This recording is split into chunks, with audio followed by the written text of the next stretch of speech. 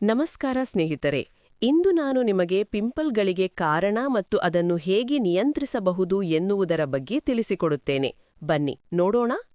ಮೊಡವೆ ಎಂಬುದು ಇಂದಿನ ಜೀವನ ಶೈಲಿಯಿಂದಾಗಿ ಸಾಮಾನ್ಯವಾಗಿ ಕಾಣಿಸಿಕೊಳ್ಳುವ ಚರ್ಮದ ಸಮಸ್ಯೆಯಾಗಿದೆ.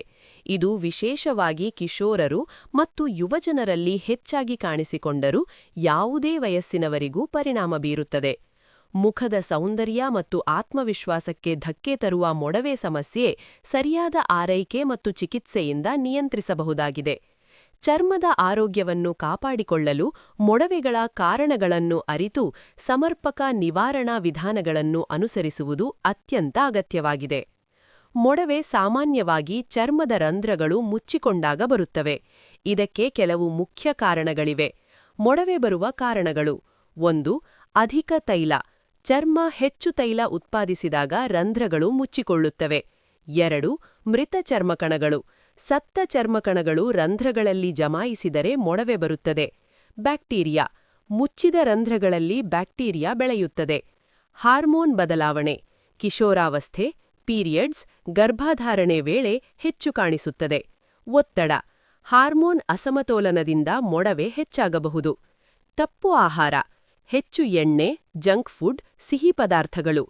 ಚರ್ಮದ ಆರೈಕೆ ಕೊರತೆ. ಮುಖವನ್ನು ಸರಿಯಾಗಿ ತೊಳೆಯದಿದ್ದರೆ. ತಪ್ಪಿಸಲು ಏನು ಮಾಡಬಹುದು? ದಿನಕ್ಕೆ 2 ಬಾರಿ ಮುಖವನ್ನು ಮೃದುವಾಗಿ ತೊಳೆಯಿರಿ. ಎಣ್ಣೆರಹಿತ ಉತ್ಪನ್ನಗಳನ್ನು ಬಳಸಿ. ಮುಖವನ್ನು ಹೆಚ್ಚಾಗಿ ಮುಟ್ಟಬೇಡಿ. ಆರೋಗ್ಯಕರ ಆಹಾರ ಮತ್ತು ನೀರು ಹೆಚ್ಚು ಕುಡಿಯಿರಿ. ಇಲ್ಲಿ ಮೊಡವೆಗ ಸರಳ ಮತ್ತು ಸುರಕ್ಷಿತ ಮನೆಮದ್ದುಗಳಿವೆ. 1. ಅರಿಶಿನ ಪ್ಲಸ್ ಜೇನುತುಪ್ಪ. 1 ಚಿಟಿಕೆ ಅರಿಶಿನ ಪ್ಲಸ್ 1 ಟೀಸ್ಪೂನ್ ಜೇನುತುಪ್ಪ. ಮೊಡವೆ ಮೇಲೆ ಹಚ್ಚಿ 15 ನಿಮಿಷ ಬಿಡಿ. ವಾರಕ್ಕೆ 3 ಬಾರಿ. ಬ್ಯಾಕ್ಟೀರಿಯಾ ಕಡಿಮೆ ಮಾಡುತ್ತದೆ. 2. Aloe vera gel. ಶುದ್ಧ ಆಲೋವೆರಾ ಜೆಲ್ ನೇರವಾಗಿ ಹಚ್ಚಿ. ರಾತ್ರಿಯಿಡೀ ಬಿಡಬಹುದು. ಉರಿ, ಕೆಂಪು ಕಡಿಮೆ ಮಾಡಿ ಗಾಯ ಗುಣಮಾಡುತ್ತದೆ. 3. ನೀಮ್, ಬೇವು. ಬೇವು ಎಲೆ ಕುದಿಸಿ ಆ ನೀರಿನಿಂದ ಮುಖ ತೊಳೆಯಿರಿ ಅಥವಾ ಬೇವು ಪೇಸ್ಟ್ ಮಾಡಿ ಹಚ್ಚಿ 10 ನಿಮಿಷ. ಬ್ಯಾಕ್ಟೀರಿಯಾ ನಾಶ ಮಾಡುತ್ತದೆ. 4. Multani mitti. Multani mitti plus rose water. ವಾರಕ್ಕೆ 1-2 ಬಾರಿ. ಹೆಚ್ಚುವರಿ ಎಣ್ಣೆ ತೆಗೆದುಹಾಕುತ್ತದೆ. 5. Tea tree oil.